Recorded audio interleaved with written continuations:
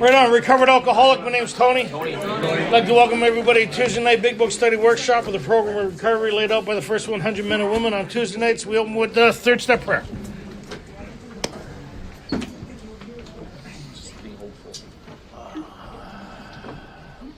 So what's the first requirement in making this thing work? God, I offer myself to thee, to build with me and to do with me as thou wilt.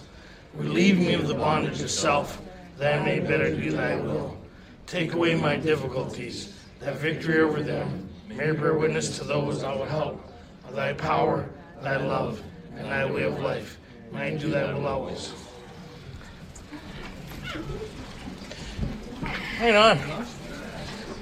So tonight we're going to look at some stuff in the book that it's a real game changer, eh? And what's the funny part about the actual development step is everybody takes forever to get there, right? Like this thing is designed in such a way to get you to a certain place and start developing your life or developing along certain ideas and certain principles and certain energy. Or because what's our problem? Lack of power, right? We already kind of discovered that. So we're going to kind of look at page 83.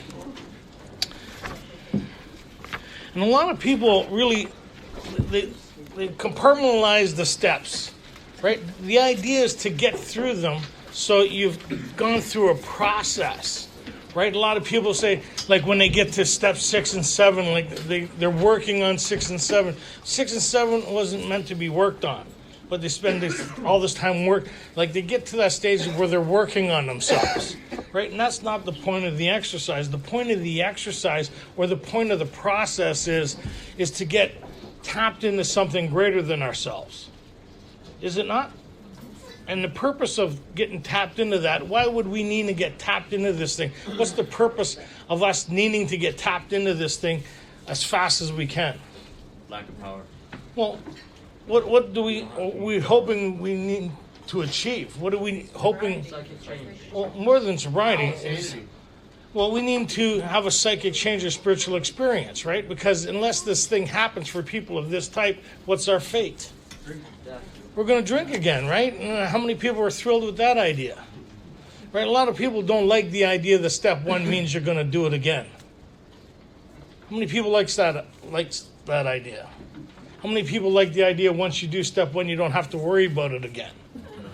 Right? Because if you did step 1 and didn't have to worry about it again, you wouldn't be motivated to do any of the other steps, would you? If you were able to keep yourself sober, how many people would do the steps? Nearly had one person lying. That was hard. Because really, like how many people were really thrilled with the idea of really, really having to do it? How many people like the idea of talking about doing it? Here are the steps we talked about.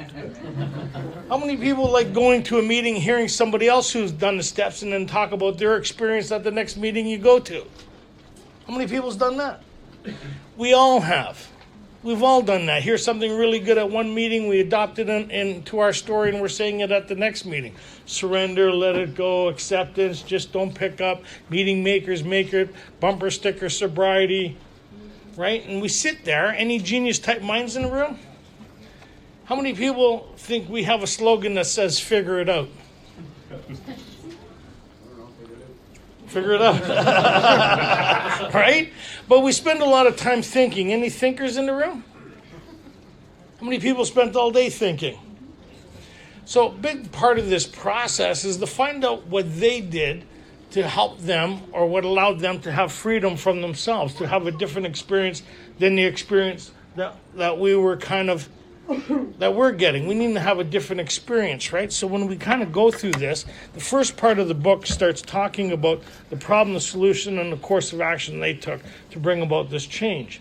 As we went through the 4th step, we've seen the 4th step was an indicator of the things that block us off from the source or this power, right? And they talked about what we ended up having, which isn't alcoholism, it's the human condition. We have a spiritual malady. Right? And what did we used to use for our disease and our discomfort? Alcohol. Anybody okay with that? Anybody like the sense of ease and comfort that comes by taking a few drinks? Anybody like the consequences by not being able to control your drinks? How many people thought they had a consequence problem when they got here? And then you find out about the allergy, and it makes sense that if I can't control the amount I drink, I can't control the outcome. Anybody able to control the outcome when you're impaired? Anybody ever do stupid shit while drinking here? And anybody ever repeat the experiment? It's never good when we say, watch this. We come in, coming in hot, right? Like we come in here, everything's on fire, right? And we're always the last one to know. It's been a slow burn for a long time, right? And by the time it gets our attention, shit's usually gotten serious now because we're involved. Beforehand, when it really didn't affect us but affect everybody around us, it's not really that important, is it? We don't really know what the big deal is, but when it starts affecting us, now it's a big deal. You ever notice that? Anybody have a big deal going on now? Because it got serious problems as a result of who? Well, alcoholism. Right? If you can't, the unmanageability they really kind of get at is the continue to drink. Anybody continue to drink here or continue to use, but being AA? Anybody, how many people has relapsed here? Is that your hopes and dreams? Right, so there's something that keeps on determining our story, right? And as long as that's present, we're never going to have a different story. And that's why we come to AA, because we can't change our story. If we were able to change our story, would we have come here looking for a new way or a different way or find out what the hell is going on, right? Under the lash of alcoholism, we're driven here. Here we find out why we can't change our lives is because a lot of us are afflicted with the illness of alcoholism. And there's only 2 symptoms in alcoholism, right? And then the rest is the human condition, and you kind of got to separate the 2, right? Because can we treat alcoholism? No. We can. How do you treat alcoholism? We have a solution for it, but we don't treat it, right? We suffer from it, right? So long as it's present, what is the likelihood of us recreating our lives? Not very well, because a lot of us can stay sober, sometimes even years, given good reason. Anybody ever stay sober here for years, or know people who've been sober for years, recreate their lives, and then go back out drinking again? It's kind of baffling, right? Anybody ever get a couple months here and there and think you're doing really good and celebrate with a 24-hour chip? It's baffling. And if you don't understand alcoholism, you think your abstinence was recovery, and you think you did a really good job last time because you got 3 months. No, you got exactly what you were supposed to get, was your illness was lying dormant for 3 months. So we need to find a solution that removes the illness. Once the illness is removed, then we can start dealing with the real problem. And what's the real problem? Us. But we need to find a solution that we could apply to our lives that creates a sense of ease and comfort. A sense of just to kind of feel comfortable in your own skin. Because if you're not comfortable in your own skin, we don't care what happens to us when we pick up. Anybody like that here? Anybody ever try thinking it through? Who cares? You need some form of relief. How many people have been that crazy here, but there was nothing left to do but pick up? That or kill yourself. Anybody been in those places? So here they're saying they have a different solution. And by the time you finish your 5th step, as outlined in the big book of Alcoholics Anonymous, to the collective experience of who? Of those that put this thing together. So if you understand the problem from their perspective, you understand the solution from their perspective, and you did what they did, what would the likelihood you'll get what they have? 100%. Right? So by the time you finish the 5th step, they said this thing, this connection, this source, this relationship will be engaged. You'll understand it for yourself. You'll have had the starting of this experience. You won't need it explained to you anymore. You'll start experiencing what those that went before you experienced. No further explanation will be necessary. You'll start to explain. It's like trying to explain a drink to somebody who hasn't had one. Then you say, here, have one. And they go, oh, if they're alcoholic, then no further explanations necessary, right? Anybody remember when you watch other people drink and you're kind of, what the hell? And then you took a drink, and did you need it explained to you anymore? 20 more. 20 more. Keep them coming, right? So that's kind of like the solution. You need to experience it. Once you experience it, then you're a little more motivated. So by the time a lot of people are under the impression that you work on your 9s and then you go to step 10, then you go to step 11, then you start working with people. The actual design of this thing is once you finish your 4 and your 5 and you make that list, you should be doing steps 11 and 12. You should be working with people right away as you clean up the wreckage of your past. Because if you're not doing step 11 as you're doing your 9s, you're going in unsupervised. And what does our life look like unsupervised? That's what your step 4 looks like, right? It starts off with, I've been thinking. You know, your alone time is usually spent in the company of bad advice. You ever notice that? That's right. You catch on fast. Right on. So what happens here, in a reader, there's only one step that was actually designed and developed to work on a daily basis. Anybody know what that one step was? Step 11, because it contains all the previous steps. If you're working 10, are you working 11? No, because 10 was never really meant to be a working step. It's a transition step into 11. A lot of people don't understand that because what's our problem? Lack of power. What's step 11 about? Seeking this power, right? It's the recipe for development and change and longevity, right? Because in step 10, you're focused on who?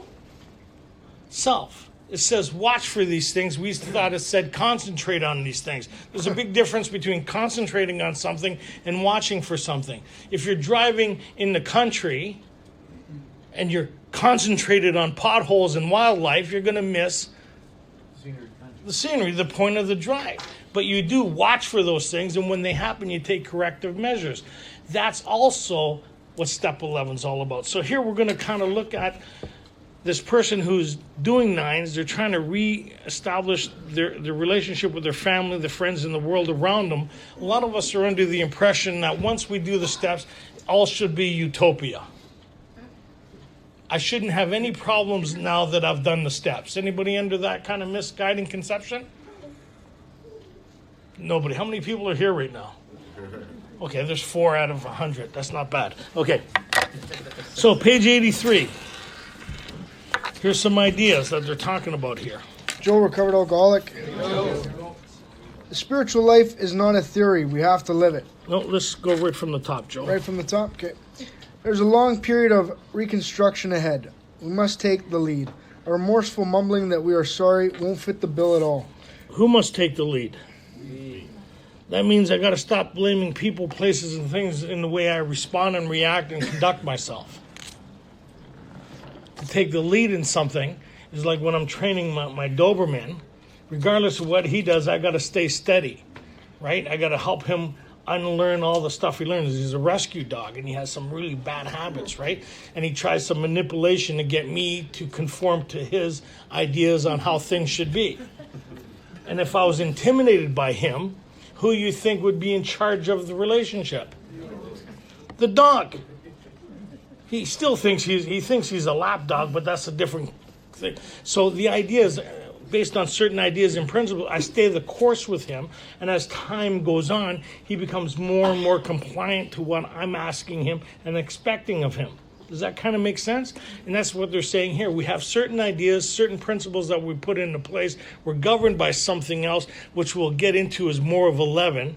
But he's talking in past tense here. They've already done the steps. He's given his experience, or they're given their experience of having gone through this process, right? So they're talking about taking the lead based on the stuff that they've learned and developed and what they need to maintain by practicing these principles in all our affairs. He's not practicing the steps anymore. He's practicing these principles that keep him connected to source, that allows him to have a different experience. Does that kind of make sense? He's not governed by his feelings, emotions, and instincts anymore. Because when we're governed by our instincts, are we not more reactive to life? Are we not more blaming? Are we not more fear-based? Are we not more anxiety-based? It doesn't make for good relationships when you're in that state of, what's your problem? Right? Anybody here have the ability to think what other people are thinking? Makes for a bad relationship, doesn't it? Okay. Let's take the lead, okay? We ought to sit down with the family and frankly analyze the past as we now see it, being very careful not to criticize them. Their defects may be gnarling. Is that gnarling or glaring? Glaring. Okay, glaring. But the chances are that our own actions are partly responsible. So what happens is a lot of people, when they finish their 4, their 5, and they found this spiritual path and they are now enlightened, who do they go start working on? No, the people around them. The people that have been putting up with them for years. Now you got 3 weeks, you've seen the light, and now you're going to go work on everybody that's created your problem. You go make amends to them as a vehicle to let them know how much of a problem they were in your life, and that's why, you forgive them for it. That's not 9. Mom, any mom, dads, I'd like to sit down with you and explain how much of a bad parent you were, and I forgive you. How many people have been working on people around them once they get sober? Come on, be honest. We're all in this together, right? Yeah, okay. The chances are that our own actions are partly responsible. Oh, no.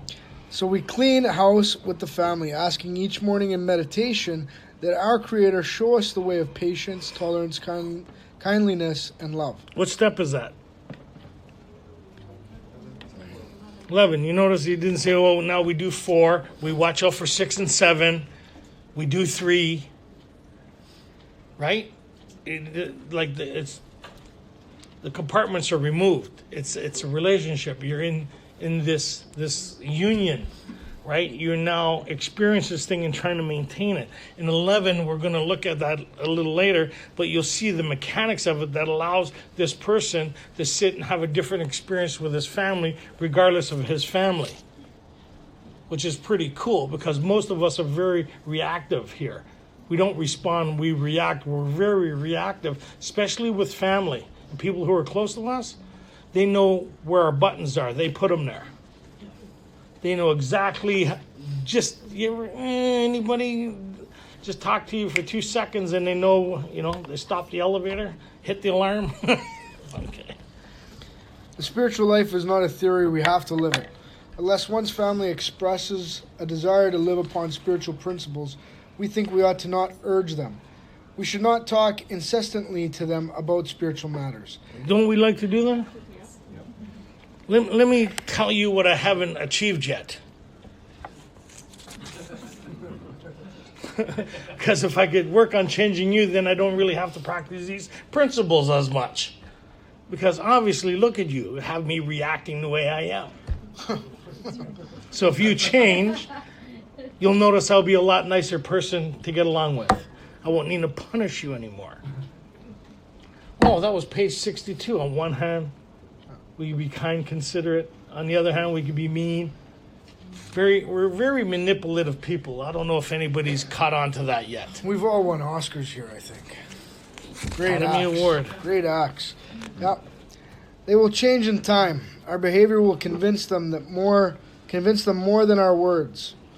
We must remember that 10 or 20 years of drunkenness would make a skeptic out of anyone. My sponsor used to say, if I couldn't hear what you were saying, would I be able to see what you were saying? Oh boy, that's a totally different thing, eh? If I couldn't hear what you're saying, would I be able to see it? It's interesting, right? Okay. There may be some wrongs we can never fully right. We don't worry about them if we can honestly say to ourselves that we would right them if we could. Some people cannot be seen. We send them an honest letter. And there may be a valid reason for postponement in some cases. But we don't delay if it can be avoided. We should be sensible, tactful, considerate, and humble without being servile or scraping. As God's people, we stand on our feet. We don't crawl before anyone. And as you're doing your 9s and 11, you're kind of seeking in counsel with something greater than which 9s you should be doing. And as you're asking, life will present you with the opportunities to do these things. And what we don't do is Shanghai people. You know what it means to Shanghai somebody? To blindside them. We just don't show up and Hey, by the way, I slept with your sister. What? Oh, I'm just here to make amends. But you're married to my other sister. Yeah, I'm sorry. And while we're at it, might as well get your cousin out there too. Well, you seem to be taking that well, and your wife one night. But I mean, other than that, like you just can't do that stuff. We think a lot of us try to save ourselves at the expense of somebody else. That's why sponsorship is very important, and counsel with another human being. A lot of people think, I got to be rigorous, honest. Oh, you know what? It's kind of like, and you make an appointment with people if you're going to make amends and let them know. And if you can't see them, an honest letter works. It really does. There's some situations where the best amend you can make is stay away from them.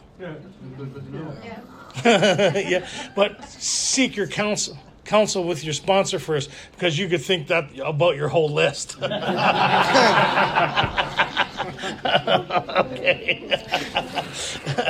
Here's the idea. So they're talking about we're making amends. We're living in 11, right?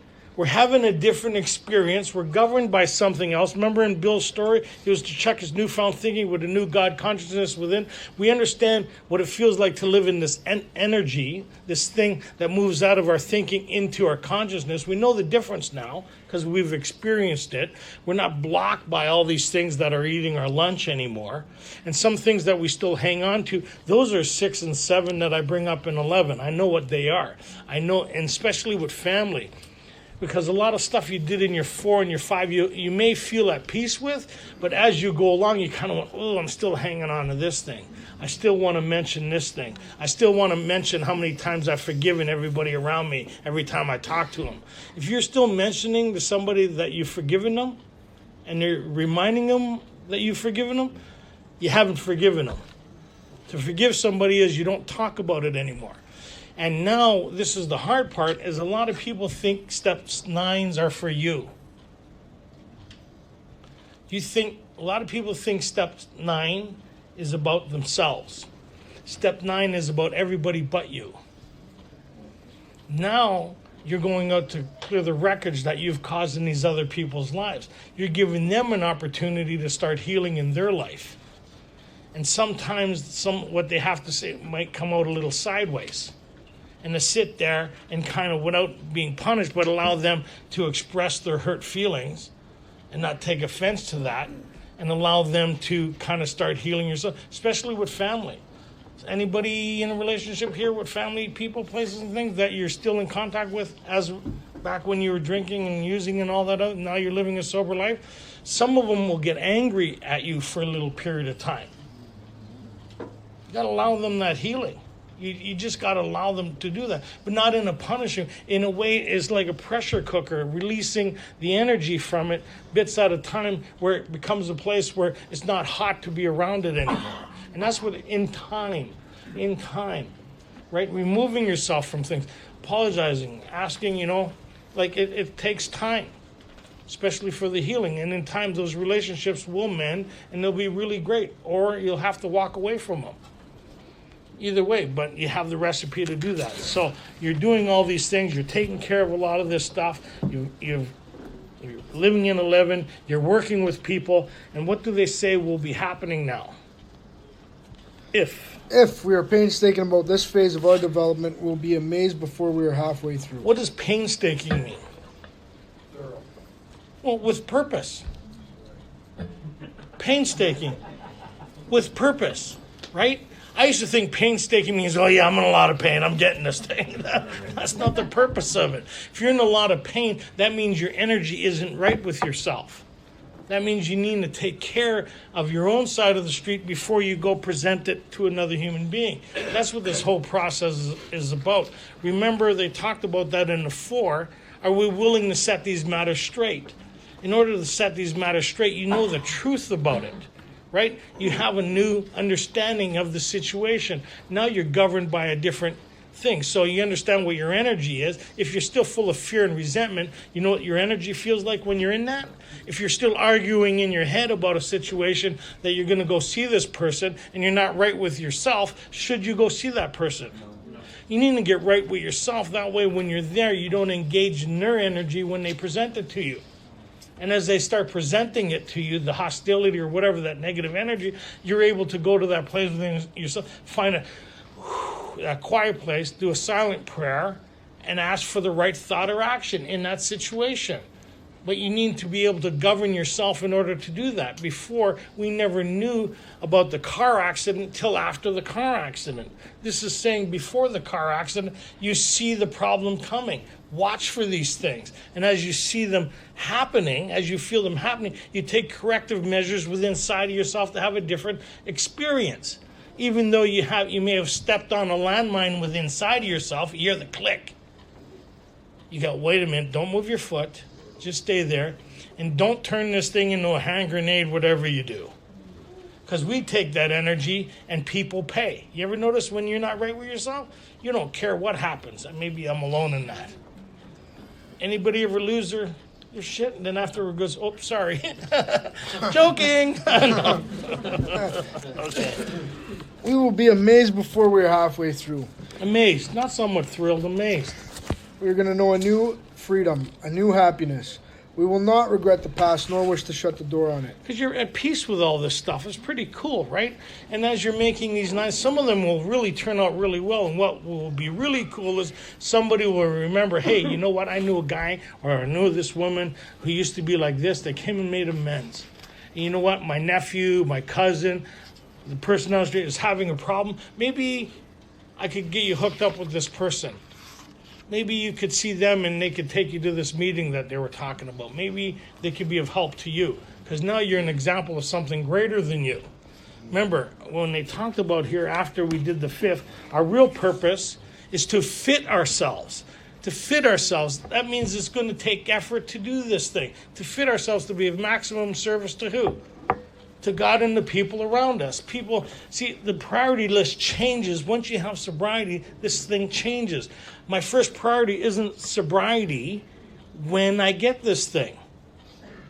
But in the beginning, it has to be everything. I have to be willing to get to any lengths to get this. Nothing can come before it because my life depends on it. Right? But after I have this thing, the list is my relationship with God and everybody around me. My list in my home is God, my wife, my dog, and me. Right?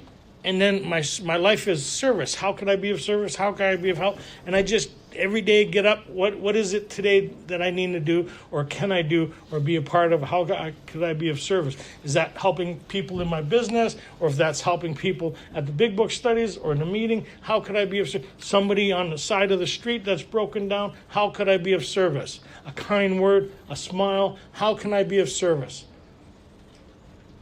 Opposite of everything I used to be.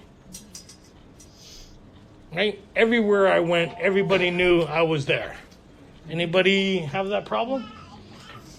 When you're sober, everybody should have the same kind of thing. But when you leave, it should be a different effect on everybody around you. See you later.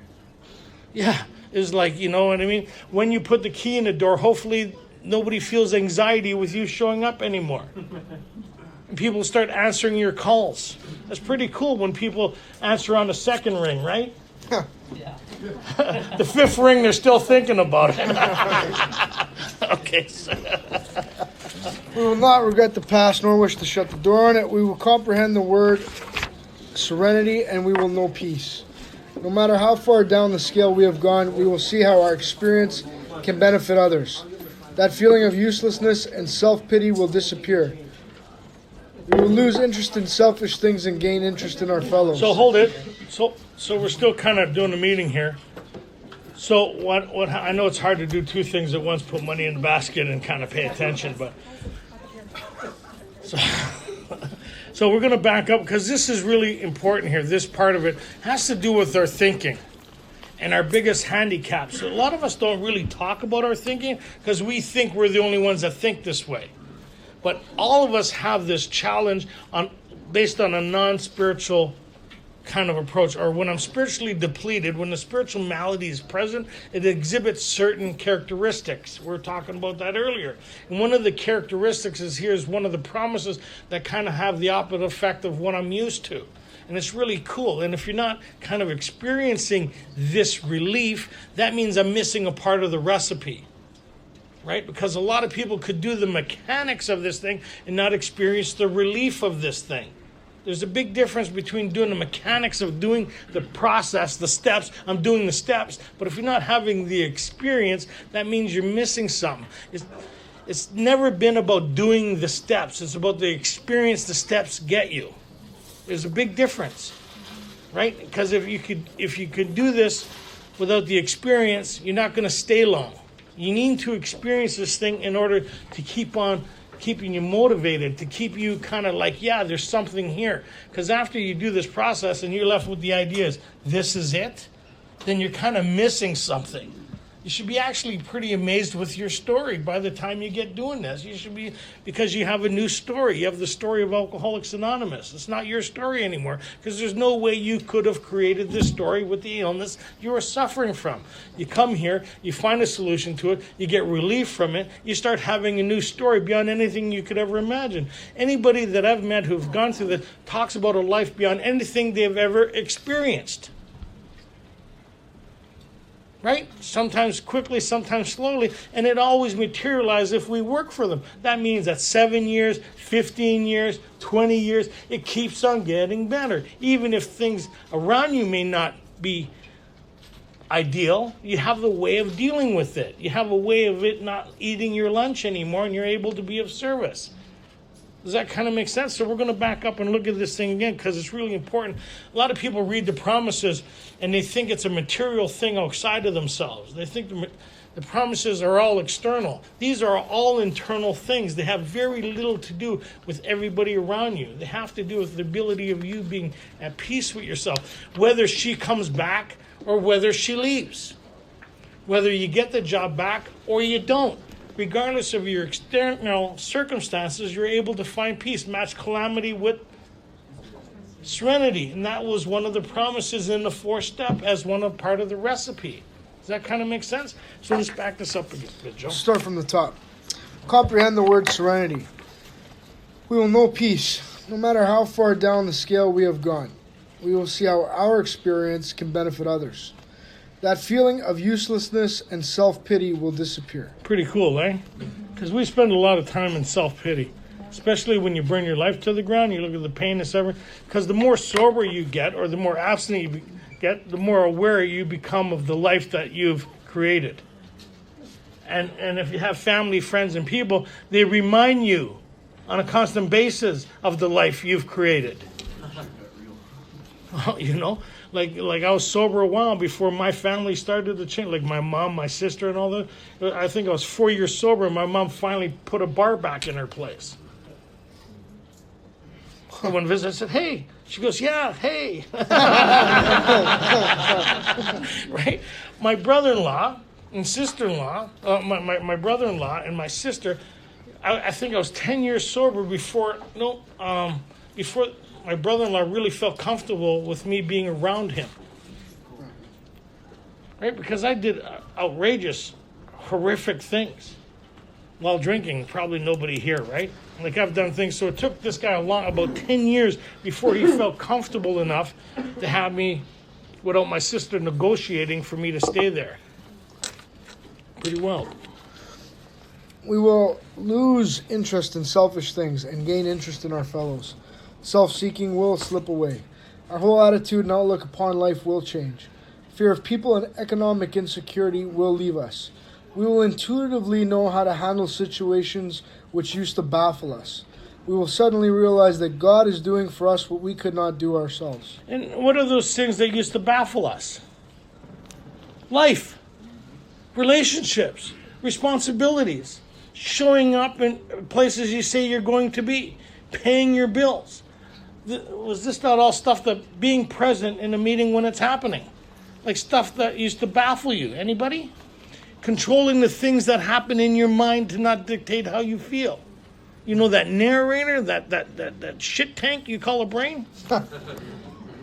You're not sitting up there listening to everything it has to say. You're actually present and having a different experience because you realize it's your thinking that creates your experience, how you see things, how you review things, your outlook on life.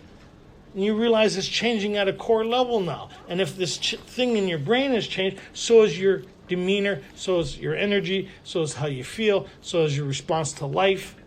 Does that kind of make sense? So this is where you see if you're actually changing or not by the shit you have going on in your brain. Because if you're dominated by the stuff that you still think, have you access to the power that creates change? So that means I'm missing something. If I'm still governed by my thinking and my emotions, and they're dictating and eating my lunch for me, that means I'm missing something. Am I not? If I'm not experiencing a new freedom and new happiness, that must mean I'm missing something. Relief from those things, it doesn't mean on a 24-hour basis. It means moments. It's pretty cool when you could experience it for moments when you've never experienced it at all. Right? When I went through this and I stopped dry heaving, it was pretty cool. I thought, wow, this is great. I sat through a whole meeting, and in my mind, I wasn't cutting anybody up with a chainsaw. It was pretty cool. I'm the only one? No, okay. Yeah. Scarface was one of my best movies. Okay. Are these extravagant promises? We think not. They are being fulfilled among us, sometimes quickly, sometimes slowly. They will always materialize if we work for them. So what's that? If we work for them. What is that? What if we work? We hear, oh, work, that's it. I need to work on myself. There's that work thing. What work are they talking about?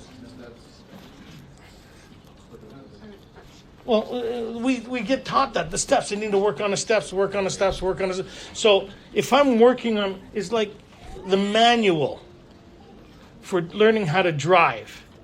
If I'm looking at the manual all the time, that means I don't have my license, right? I need to keep on concentrating on the manual. Once I have my license, do I need to concentrate on the manual? I need to learn how to drive and expand on the principles that I already have. I have my license, so I move my concentration from the manual to the experience. Does that kind of make sense? So it's about the experience and keeping present while these things are happening. And if I'm having a problem, then I go back to the basics of the principles that got me my license. Is that kind of... So that's what this thing is about. So if I'm growing... So there's an idea, right? So it says if I work for them. So let's go through 10 and talks about this idea that they're presenting to us now. This thought brings us to step 10. So this thought, if you want to have something fun, go through the book. All the steps that have action, say action in front of it. All the steps that are action steps, say action. This is this thought. This thought. What thought? The thought of the promises and working for them, right? This thought. So it's going to continue from the promises. They're going to expand on the idea that what was the major promise in step 10? What was the fundamental basis of the whole experience? We'll suddenly realize that, that this relationship, God, this power source, creative intelligence, whatever you want to call it, my access to this, my relationship with this is allowing me to live a life beyond anything I could ever imagine. We'll suddenly realize as the result of these steps, step 12 says, as the result of these steps, I'm experiencing something different. So they're going to expand on this idea of the promises now. This thought, go over there. Yeah, this thought brings us to step 10, which suggests we continue to take personal inventory and continue to set right any new mistakes as we go along. Where do we learn how to do that? Well, yeah, previous pages and step 4. So it's no new information, because if you've done 4 the way it's laid out in this textbook, it should become a working part of you. Because the resentment part was to learn how to master resentments. That was the purpose of that exercise, to disengage from the energy I'm in, to create a different idea, different story, different perspective, different experience. Right? And then the next part was fears, to outgrow fears, to acknowledge these things, not allow them to cripple me, to access prayer, to have a different experience and move in a different direction. The relationships were to build an idea of how I want my relationships to look like and move toward that idea. Right? Where did I learn all that? In 4. So I'm continuing this exercise that keeps me connected to Source. Pretty cool, right? We vigorously commenced this way of living as we cleaned up the past. We have entered the world of the Spirit. So, what was the whole purpose of the steps is to get us connected to the power, God, whatever you want to call it, this personal connection that resides within me that I learned in we agnostics, that resides in every man, woman, and child. This is our understanding of the solution. Your conception of that is your conception, but this is our understanding. If you want what we have, you need to tap into this thing to get the same experience. In the spiritual appendix, it talks about all our members, not some of our members, all our members have tapped into an inner resource. This is our solution and our understanding. Your conception is your conception. That means I call it, well, if I'm in a relationship with Jesus Christ or Buddha or whatever, that's your personal thing. It's none of our business.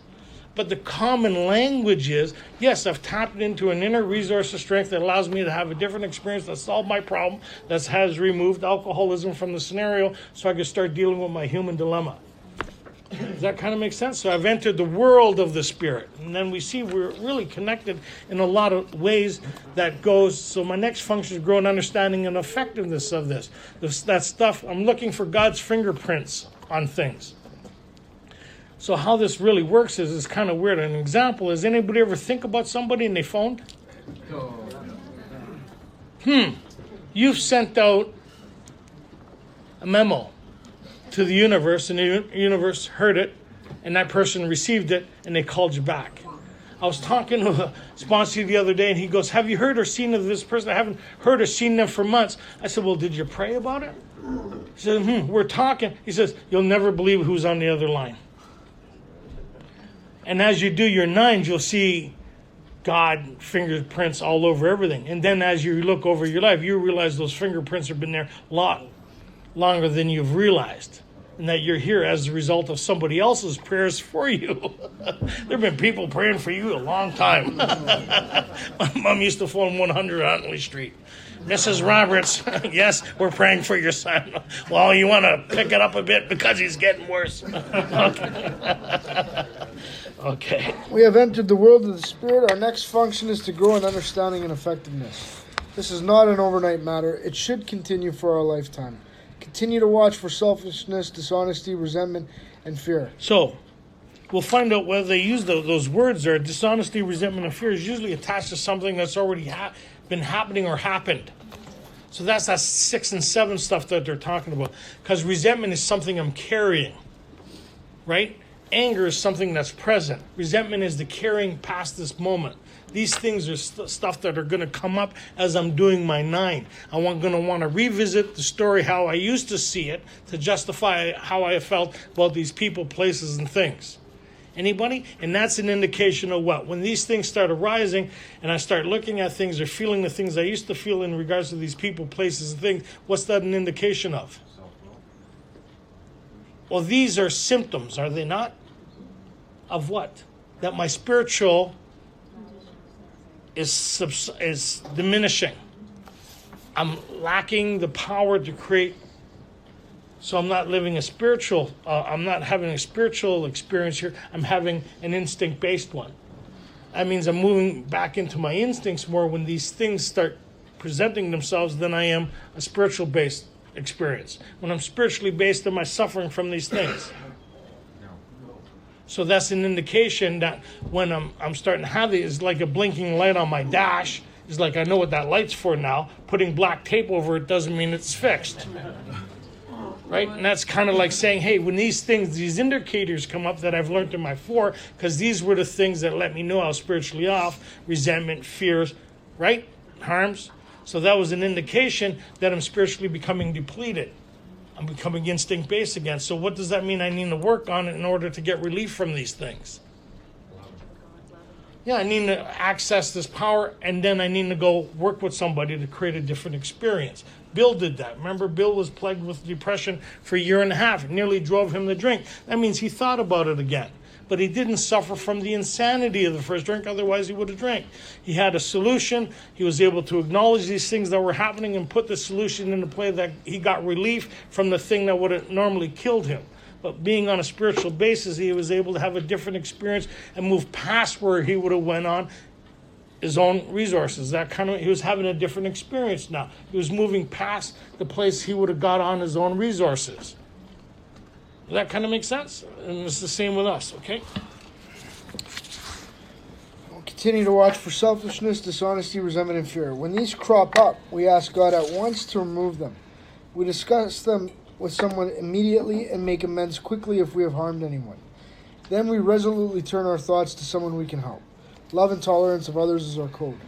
And we've ceased fighting anything or anyone, even alcohol. For by this time, sanity will have returned. We will seldom be interested in liquor. If tempted, we recoil from it from a hot flame. Because if you're spiritually right, you'll be able to see the truth in it, and you'll be able to take corrective measures. Right? A lot of people give you the impression that they don't think about it anymore. Well, I don't know. I'm married. I love my wife.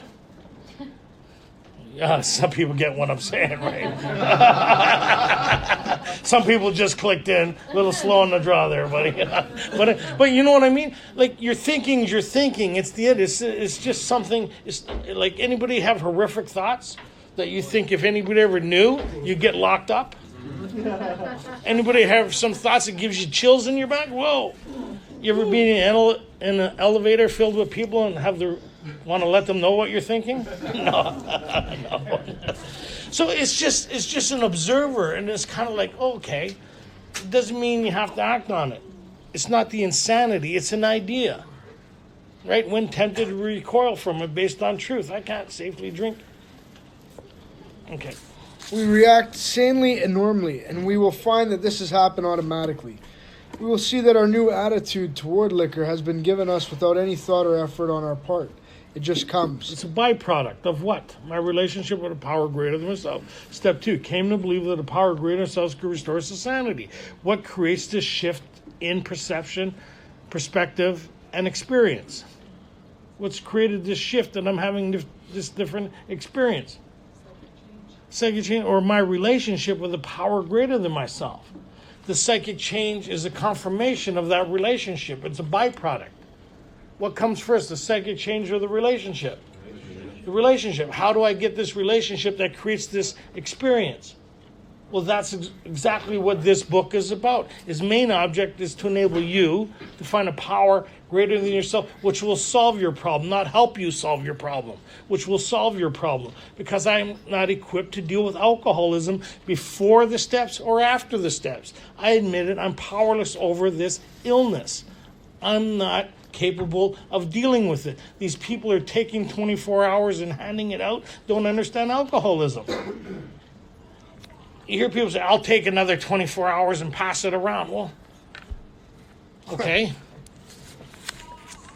You're dealing with something beyond your pay grade, right? But if I was to say, you know what, I'll pray for another 24 hours and I pray you get another 24, it's a totally same thing, but it's a totally different statement. One has some humility around it, realizing my sobriety is a byproduct of something other than me, because I already know what me gets me.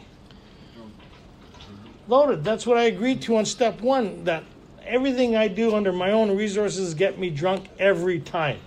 And I'm the last one to see it's happening. Anybody ever have a drink in their hand wondering how it happened again? That's the baffling feature of it, right? And that's the promise of it. But step 2 says that doesn't have to be your story. And this is kind of confirming, the process is confirming I'm experiencing something different. So, by this time, that means I'm already doing my 9s. So somewhere along the line, this thing has happened. Somewhere along the line, this thing has happened. And I'm not too sure when I'm realizing I'm having a different experience in my life. Just because in a group we get to step 10, it doesn't mean it's happening. Right? By this time, by what time? By the time I'm halfway through my 9th, by the time I'm applying spiritual principles to all areas of my life, by the time I'm taking care of my past, by the time family, friends, and does that kind of make sense? By the time I'm doing this, something is taking place. I'm having a different experience. If I'm doing these steps without the process, I will not have this experience. My illness is lying dormant. Right? Well, yeah. Well, a lot of times what confirms the spiritual experience is I'm answering those block calls. I'm not afraid to see the people that I was afraid of seeing before. I'm willing to set these matters straight that I agreed to. I'm willing to do whatever it takes and go to any lengths to overcome, to have victory over alcohol. That's why they talk about, remember, they say it twice in step 8 and 9. Remember, it was agreed upon in the beginning that we'd be willing to go to any lengths because they know the audience. We think it's about feeling better, not getting better. A big difference between feeling. So how do you know you're really getting this thing, this spiritual or this experience? How do you really know that? Well, you're going to face these people that you never wanted to face. You're going to make right these things that you never wanted to do before. Are you not? You're going to answer those calls, and you're going to. I've watched this person. I won't say who. We're having lunch, and it was the creditor, and they just hung it up. I said, well, why didn't you answer and let them know? So no, I don't even want to face them. Well, let them know where you're at and what's going on. Is that not a different experience than what we're used to? Okay. It just comes. That is the miracle of it. We're not fighting it, neither are we avoiding temptation. We feel as though we had been placed in a position of neutrality, safe and protected. We have not even sworn off. Instead, the problem has been removed. It does not exist for us. What problem? Alcoholism. So by this time in step 1, I agreed I had an alcoholic mind. Did I not? And what was going to be the final result of that fate if I had that condition? Yeah, I'm going to be doomed to an alcoholic death. How long that takes, who knows? Different for each person, right? Then, by the time they get here, they say this problem is removed. So, do I still have an alcoholic mind when I get here and the problem's removed? No, I don't, because if I have an alcoholic mind, what am I going to do? Drink. I'm going to drink. Am I qualified to work on my alcoholism? I need it removed so I can start working on my real problem, and that's my spiritual condition and my response to life with people, places, and things. This internal battle that I've never been able to face before. I need a different way of processing life, and I have that in these principles. So the problem of alcoholism is removed now. Does that kind of make sense? So I'm no longer dealing with that problem, because if that problem's not removed, I won't be able to deal with anything else in life, because it's just a matter of time before I drink again. Does that kind of make sense? And am I capable of keeping me sober? I agreed to that. Am I capable of not picking up under any and all conditions? I pick up under any and all conditions. I don't need a condition. My condition is a condition that needs conditioning. How many people understand that? Right? Because if I was able not to drink under any and all conditions, I wouldn't be doing this 30 years later. I would have thanked you guys very much for the plaque, and I would have moved on. Another detox, another home. No, so anyway, so the problem's removed, and they're going to qualify that. Does not exist for us. We're neither cocky nor are we afraid. That is our experience. This is how we react so long as we keep in fit spiritual condition. So long as we what?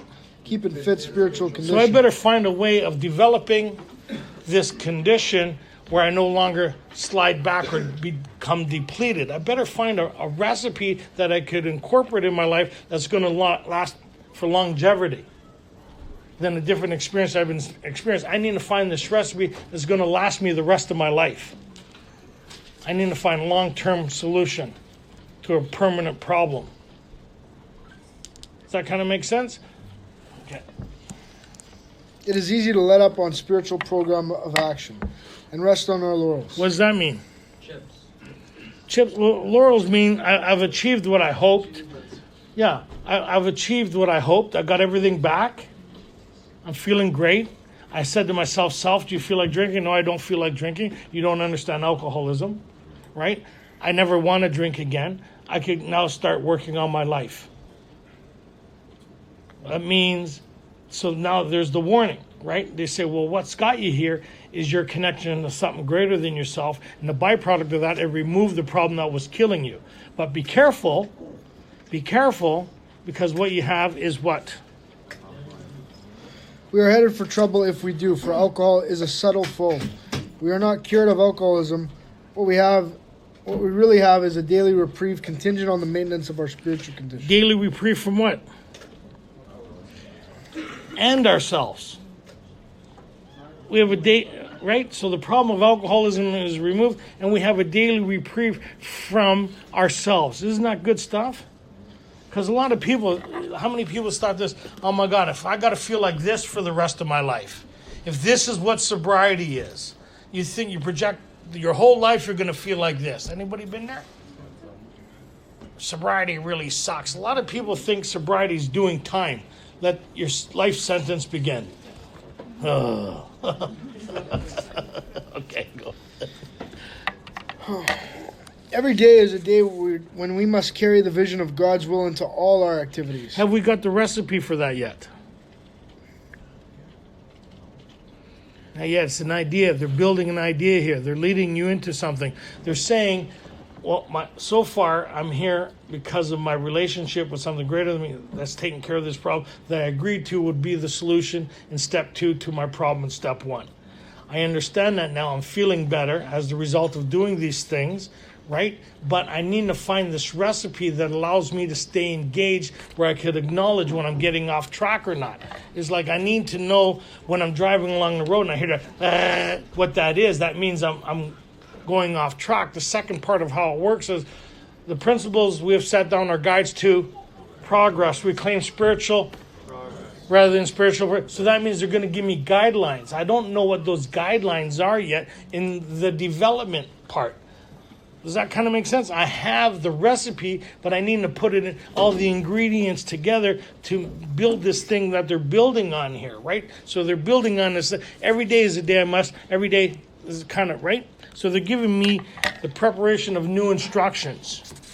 How can I best serve thee? Thy will, not mine, be done. These are thoughts which must go with us consistently. We can exercise our willpower along this line all we wish. It is the proper use of the will. So in step 3, we turned it over to the care of God. Here, we're getting it back. So that means it's up to you how you want to conduct yourself from here on out. Do you want to practice these principles, or do you want to do it your way? That's why after how it works says, being convinced any life run on self-will could hardly be a success. The 3 pertinent ideas, before and after, make clear these ideas. If you take over, you're in trouble. Here's the signs or symptoms of you taking over, and here's the recipe to get back on track. So I need a recipe to let me know I'm in trouble before I'm in trouble. Would I not? Yep. Remember when I hit that thing on the road, it goes, lets me know if I continue over that way, I'm going to be in trouble. That's why on the curbs, you see those curb signs. All these things let you know how to conduct yourself in your vehicle so you're safe and sound. If you go against those things, you're going to be in trouble really fast. Does that kind of make sense? I need to learn how to develop these things in my life on a consistent daily basis, but I haven't got the instructions on how to do that yet. Okay? Much has already been said about receiving strength, inspiration, and direction from Him who has all knowledge and power. True or false? True. If we have So there's a qualifier, if, right? If. It's the biggest word in the book. If. If you've done this, if you've studied, if you've done this, you should be able to pass your test. If you've carefully listened, you should be able to get to your destination. If. Anybody ever told you that? If you do that again. Oh, you understood that one. Okay. If I see you again. Right, okay. If we have carefully followed directions, we have begun to sense the flow of His Spirit into us. To some extent, we have become God conscious. And they qualified that in the 5th step.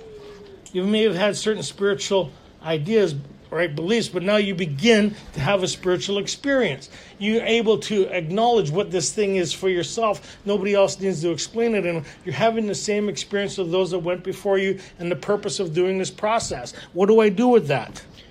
We have begun to develop this vital sixth sense. So we have 5 senses, now we got a 6th sense, that intuitiveness that's always been there, but it got blotted out. Everybody's had that. Every human being has some form of that, unless you're a sociopath. You have that voice inside of you that talks to you. Hey, don't do this, man. Do that. You know that voice that asks you, hey, what are you doing? How many people have that voice? And you go to the voice, I don't know. You ever wonder who's asking you that question? There's a part of you that goes, oh no. And another part of you goes, watch this. Okay. But we must go further, and that means more action. But we must go further. That means we're not meant to stay here. We need to move further. Because if we stay here, we're headed for trouble. Right? We're headed for trouble. We need to put all this together. That means we must go further. So the next step is all about step 11. So this week, read it, see what you get out of it. Next week, we're going to break it down. What does we must go further mean? Is that optional? Nope. That means if you're going to look for longevity, you better find out how this thing works. We have the worksheets for those who want to go through this. We meet Tuesdays and Fridays at 6 o'clock if you need extra help. The women meet in the back. The guys meet at the table there with Joe. If you need help going through the worksheets, they're up here if you need to get them. We can keep. On Tuesday nights, we close with the principles that are suggested in step 11 in a prayer that covers all our aspects of this way of life. We close with the Lord's Prayer only on Tuesdays. Our Father, who art in heaven, hallowed be thy name. Thy kingdom come, thy will be done, on earth as it is in heaven. Give us this day our daily bread, and forgive us our trespasses, as we forgive those who trespass against us. And lead us not into temptation, but deliver us from evil. For thine is the kingdom, power, and glory, forever and ever. Amen. So read step 11 from 85 to 88.